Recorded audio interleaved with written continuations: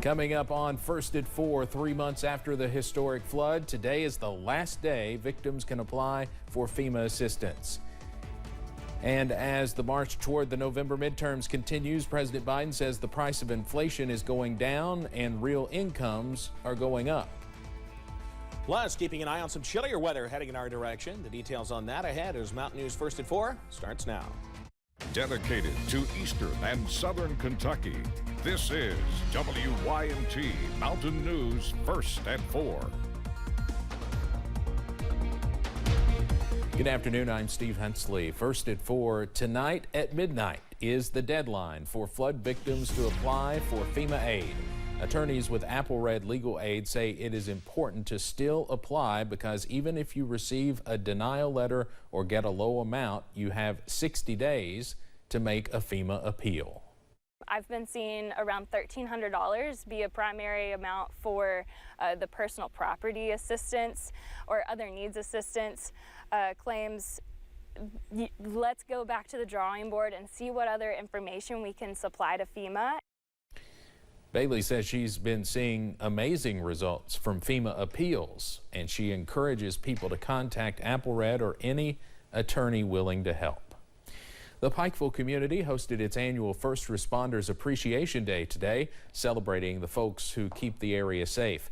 With awards for each agency, music, and more, the sixth event highlighted the work of local heroes, inviting fire departments, police departments, dispatchers, and more to take the stage at the Pikeville City Park to recognize their dedication and remember those who gave all. Just being able just to celebrate something and come together and remember the ones that paid ultimate sacrifice throughout the years before us and bring the history back up to us, and that's what we truly want to do. The event was rescheduled several times this year, but those involved say it was important to make sure they could take a day to highlight local heroes. Well, it has been a beautiful day to be outdoors all throughout the mountains. We continue to see plenty of sunshine, even with those high clouds already working in. Here's a look outside from several of our areas. London Corbin Airport sitting at 70 at the moment. Same thing here in Hazard. We're a little cooler over in Pikeville, sitting at 66. But just some high clouds, nothing to take away from the beautiful sunshine that we've been seeing. Yeah, upper 60s, low 70s. It's actually a beautiful day to be outside. Winds, light and variable. So not too much of a breeze out there to interrupt things. And again, you're seeing a few of those high clouds. It's really not a whole lot. We did see a few more high clouds this morning, so we'll continue to see those diminish through the night. So if you're headed out to high school football, taking you hour by hour here, upper 50s by 6 o'clock. So we're going to be falling through the 50s as we head through those games. Kickoff, of course, around 7 and or 7:30, I should say, for most games. And yeah, we're going to be falling through the 50s. And as we get closer to the overnight, things get a little chillier, with those temperatures eventually falling into the low 50s by the time all those games go final.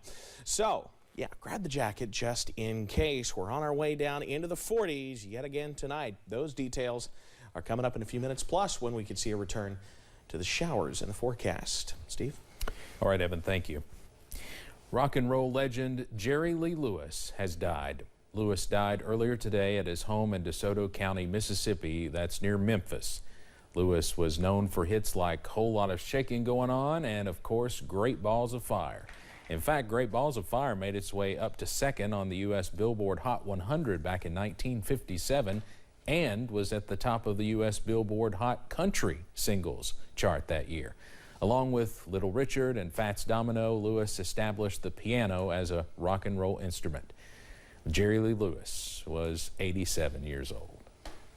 With a week and a half to go until Election Day, candidates have shifted from trying to win over new supporters to making sure that the people they have already won over will actually make it to the voting booth.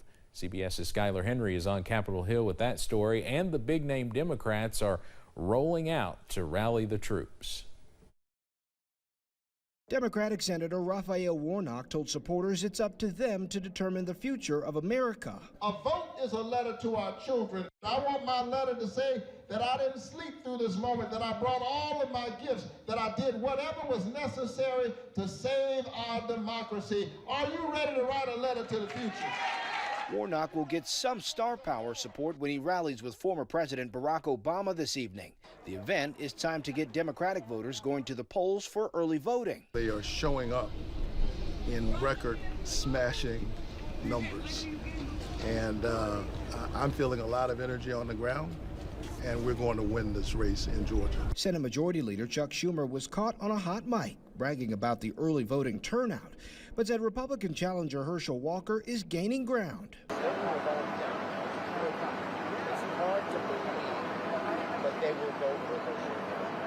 Former President Obama has picked only a few races to focus on. He's picked states where he feels like he can make the difference.